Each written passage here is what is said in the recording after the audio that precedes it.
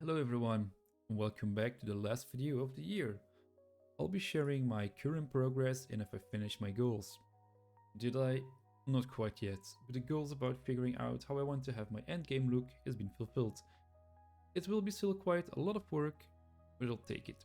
First, if you remember, we're looking about how to improve the game, because it looked a bit plain. Let me show you why or what I mean. Here is a scene that I created with my artist. We looked at it and it's like, it looks a bit plain, there is not much effect in it, and how can we actually improve this, and how would the end game actually look? So I asked him if he could apply some effects to give us some ideas. He did that, and boom, we got something like this. It looks a bit more warm, it looks more like a desert, and that got us to looking into shaders actually.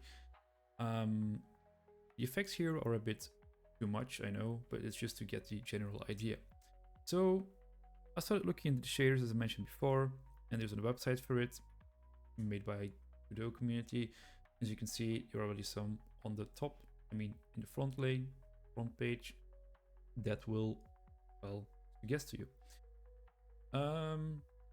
We can have a look at all the shaders here. There are different ways or different things, and they are actually quite nice. Let's just open this one, have a quick look. You can see it's just playing around with the colors in this one, but there are some others as well. Like for example, this one, I already had this open.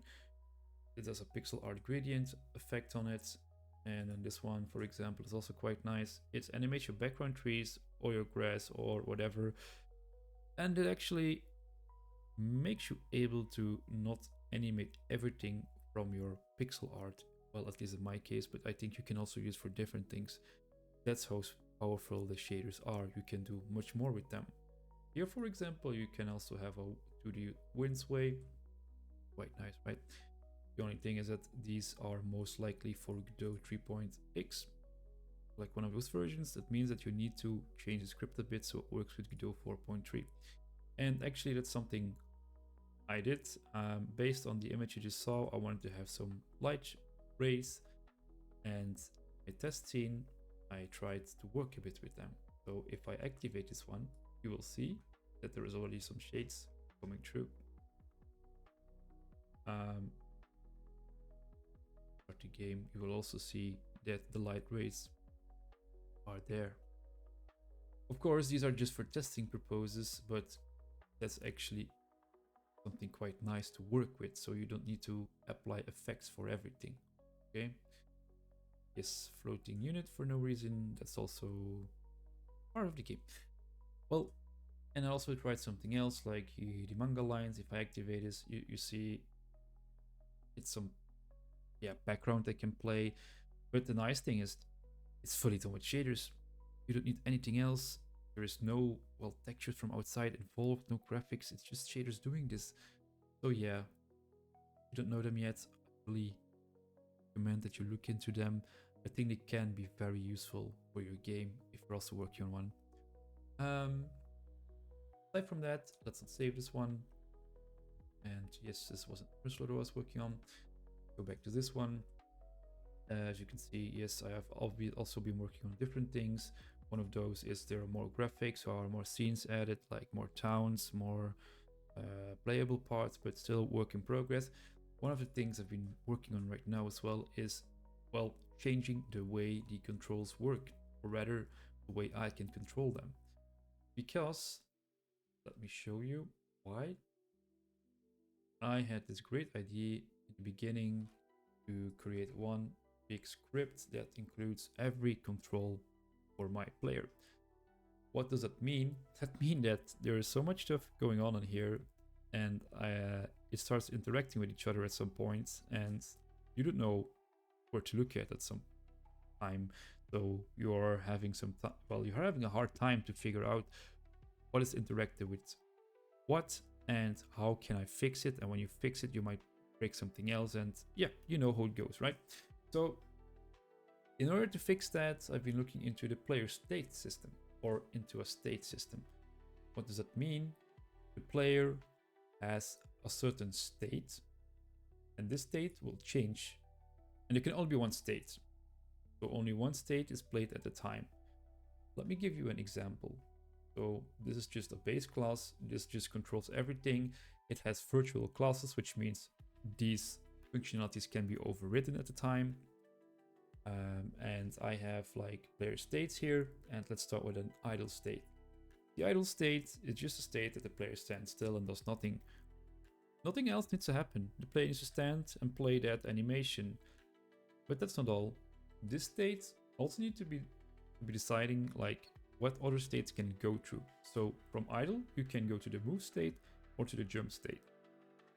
If I look into the move state, go in here, then you see there is more logic applied so the player can move.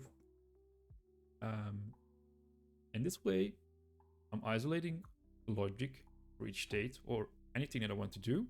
I can easily add new different states, and well, it will not have an interaction anymore because each state just plays a single time.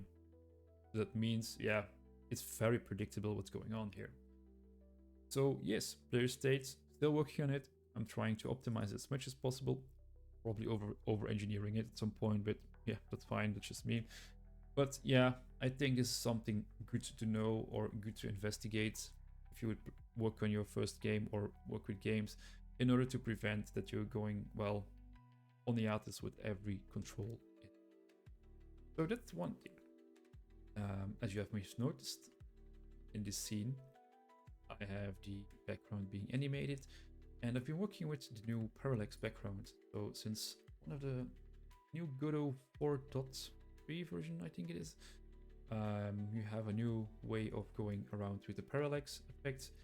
I've been playing with that, and it actually helps me making them control better now. So it's a quite nice improvement that they did. Yeah, so that's where I'm at right now, I suppose.